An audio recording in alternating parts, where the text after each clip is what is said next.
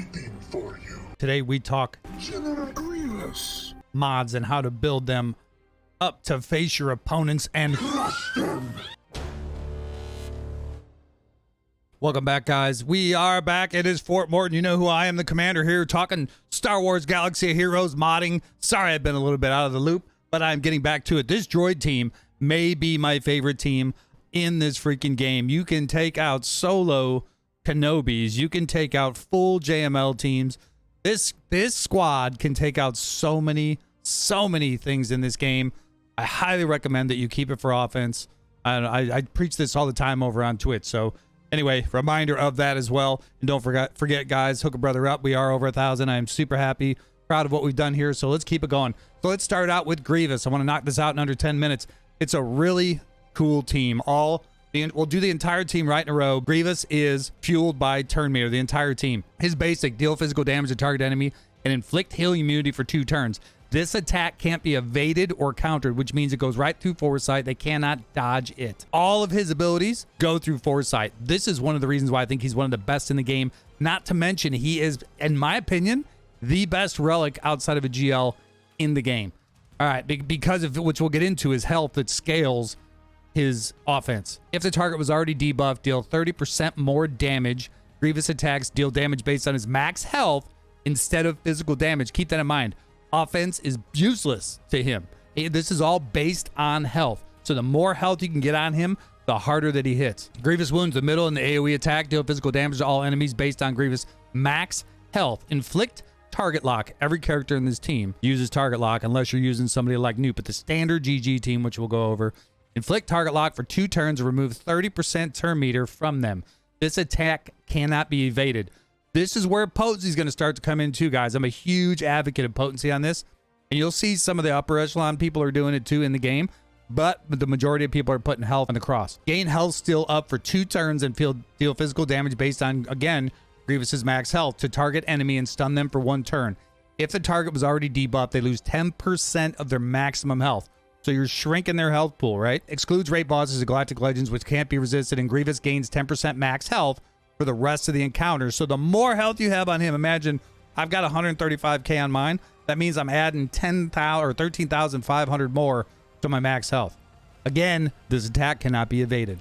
Right through foresight. Some good examples, guys, of going through foresight. Anybody who's gone against a Qui-Gon team, GG never gets good banners. Typically doesn't get good banners. But this is a pretty good counter if you know how to play it, especially because it goes through foresight. This one's one of the Zetas. The Zeta actually adds when a target locked enemy is damaged, each droid and each separatist ally gains 2% turn meter, doubled for Grievous, and target locked enemies cannot counter attack. Another reason why I believe potency is a big one for this, because you need to land them target locks. All enemies have minus 40% critical avoidance. This is why we put a crit damage mod on the triangle. Crit damage primary. And then minus 50% defense. So he's hitting like a freaking truck. Whenever a dark side droid ally is resisted, that droid gains 10% potency stacking for the rest of the encounter. Target locked enemies can't counterattack. When a target locked enemy is damaged, each droid, I already read that part. When damaged by an attack, dark side enemies lose 5% turn meter, and light side enemies lose 2% potency stacking. I've never really paid attention to this part, but it's just another part of the kit. Metalloid Monstrosity, that is the other Zeta, which adds whenever a droid or separatist ally is defeated, Grievous dispels all debuffs on himself, resets all ability cooldowns, and gains 1 bonus turn. A great example of this is I've got low newts on all my accounts. My newt dies the first time almost right away, and my Grievous is super slow. So when he dies and then comes back and then stealths, Grievous goes off and puts out the target locks in one big AoE, and now I've got the head start. Then I start targeting target lock characters, and my team just goes off speed-wise.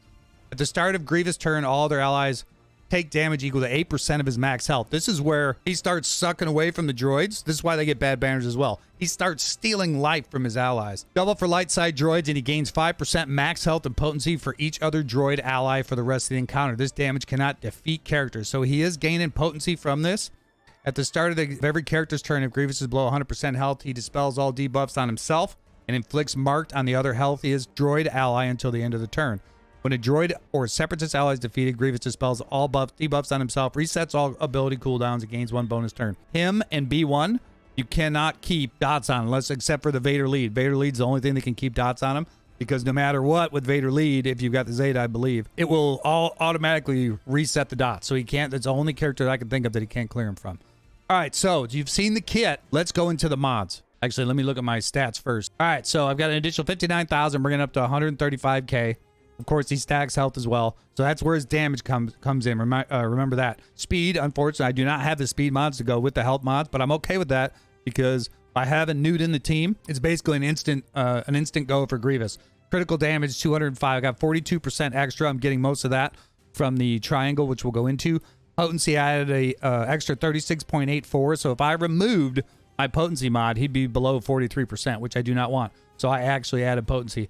I do not have tenacity, do not have any extra offense on purpose. Unfortunately, some of the offense fell on the mods.